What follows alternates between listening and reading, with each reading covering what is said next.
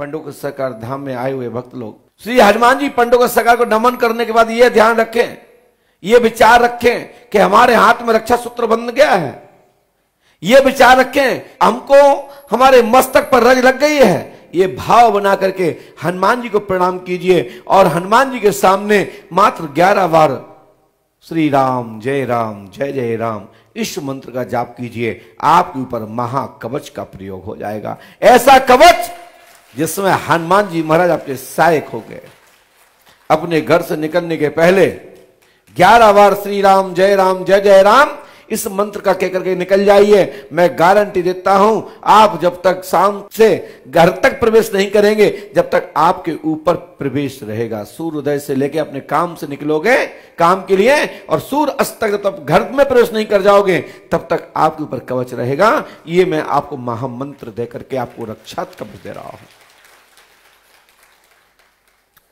वह है राम मंत्र, जिस राम मंत्र से हनुमान जी ने श्री राम जी महाराज की रक्षा की। जब हनुमान जी महाराज उनके साथ में थे और रावण के विजय की प्राप्ति के लिए, रावण पर विजय प्राप्ति करने के लिए हनुमान जी महाराज उनके साथ चलते हैं, तो भगवान स्वयं श्री राम जी महाराज हनुमान कवच का प्रयोग अपने ऊपर करते हैं और फिर हृदय स्तोत्र पाठ का जाप करते हैं, तभी सफलता प्राप्त होती है। इसी प्रकार से यदि आपको जीवन के संकट के सभी गते विरोधों को काटना है तो हनुमान नामक कवच डालना है। तो आपको अपने घर से निकलने की दहली नागने के पहले आपको 11 बार श्री राम जय जय राम मंत्र का जाप करके अपने ऊपर हाथ फेर लीजिए। मैं गारंटी देता हूं जब तक आप घर में प्रवेश नहीं कर जाओगे, जब तक आपका कोई बाल बांका भी नहीं कर सकता।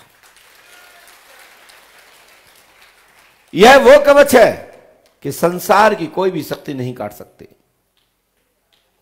और जब राम नाम मंत्र का कवच अपने ऊपर डाल लोगे तो हनुमान कवच आपको प्राप्त हो जाएगा।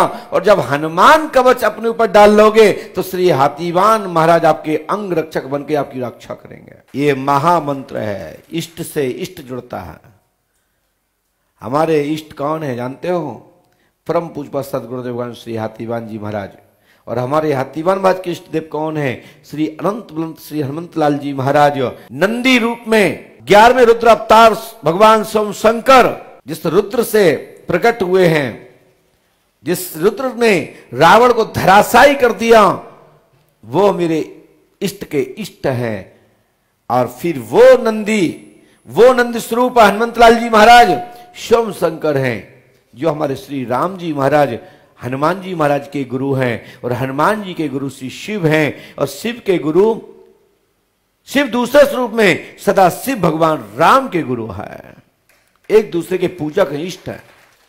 श्री पंडोकर सरकार त्रिकालदर्शी देव दरबार में दैहिक दैविक एवं भौतिक ताप आदि संकट निवारण आपके यहाँ की बताई गई विधि को नियम अनुसार करते हैं तब सफलता संभव है, अंततः सफलता नहीं मिलेगी। शेष यदि मिल भी जाती है तो ये आपकी किस्मत है और आपकी भक्ति का कमाल है। कई बार दवा ना लेने पर भी लाभ मिल जाता है, तो इसका मतलब यह नहीं कि बीमारी ठीक हो गई। कई बार आपके हीमोग्लोबिन पावर होने के कारण आप बीमारी को समा लेते हैं। जब हीमोग्लोबिन पावर कम होता है तो वो बीमारी फिर डबल पावर में आती है, ये ध्यान रखिए। इसी प्रकार से भूत बाधा भी है, प्रेत बाधा भी है। कई बार बिगड़ झाड़ फूक के ही लाभ हो जाता है। कई झाड़ फूक करने वाले लोगों के औझाओं के तुक्के लग जाते हैं, जो कि उनको पता है कि मैंने कोई किसी क्रिया नहीं की, कोई अनुष्ठान नहीं किया, कोई जप नहीं किया। देखो उसको मैंने कहा था लाभ मिल गया, लाभ नहीं मिल गया। वह शक्ति कुछ क्षण के लिए सुता ही दब गई, पूर्ण पावर में आने का इंतजार कर रही है। कब? जब उसके ग्रह प्रतिकूल होंगे, तब उसके ऊपर संसार की जो दवा प्राथमिक रूप से उपचार में लाभ देती है, वही दवा आपको उपचार में लाभ नहीं देगी। हाई कोर्स चलेगा तब सफलता प्राप्त होगी। जो पढ़े लिखे लोग हैं ये वर्ग जानते हैं जो मैं कहना चाहता हूं। कई बार छोटी छोटी दवाइयां खाने से बुखार उतर जाता है, मलेरिया ठीक हो जाता है। वही मलेरिया जब पुनः वापस होता है तो जो प्राथमिक उपचार था, दवा थी, वो दवा फिर सूट नहीं करती, यानी लाभ नहीं पहुंचाती। फिर वो व्यक्ति को पहले 3 दिन में ठीक होना था, फिर वो 3 साल में ठीक होती है। जो डॉक्टर्स हैं, जो मेडिकल लाइन के हैं, वो मेरी बात को समझ रहे होंगे, बाकी तथाकथित लोगों के दिमाग में ये बात नहीं जाएगी। तो कई जगह जो आप लोग क्रियाएं कर लेते हैं या कहीं आप थोड़े से भी उपचार कर लेते हैं, उससे लाभ मिल जाता है, तो वो क्षणिक होता है। उसके लिए किसी अच्छे आचार्य के पास, अच्छे गुरु के पास, किसी अच्छे साधक के पास जाकर के उसका परामर्श करना चाहिए, तो आपकी प्रेतादि आत्माओं का बाधा का निवारण हो जाता है। ऐसे मैंने हजारों सैकड़ों उपचार सोशल मीडिया के माध्यम से बताए, चाहे वो लौंग का हो, चाहे तुलसी के पत्ते का हो, चाहे पीपल के पत्ते का हो, चाहे ईया झारे का हो, चाहे आपकी लजवंती का हो, चाहे गुदनू का हो, चाहे शंकावूली हो, चाहे मदन मस्त हो, इत्यादि कोई भी आयुर्वेद के अंतर्गत आने वाली औषधि हो, यदि उसका उपचार आप नहीं जानते तो किसी के द्वारा बताया गया उतना तो ठीक है, कभी कभी उस औषधि का भी साइड इफेक्ट होता है, ये ध्यान रखिएगा। हमारे किसान लोग भी जानते हैं, हमारे भारतवर्ष में ऐसी ऐसी औषधियां हैं, यदि उस औषधि से स्पर्श कर लिया जाए तो लोग रास्ता भटक जाते हैं, रास्ता भूल जाते हैं, अपनी मंजिल तक नहीं पहुंच पाते। यदि उस औषधि को नाप गए तो हमारे गांव के किसान के जो गाय भैंस ले जाते हैं बरेदी लोग, गौला लोग, वो बता सकते हैं इस बात को।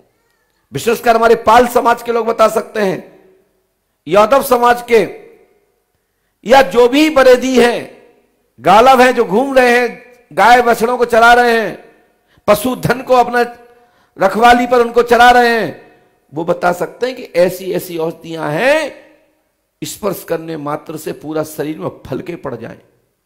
ऐसी ऐसी औषधियां हैं कि फलके 1 मिनट में खत्म हो जाए, बड़े बड़े घाव खत्म हो जाएं।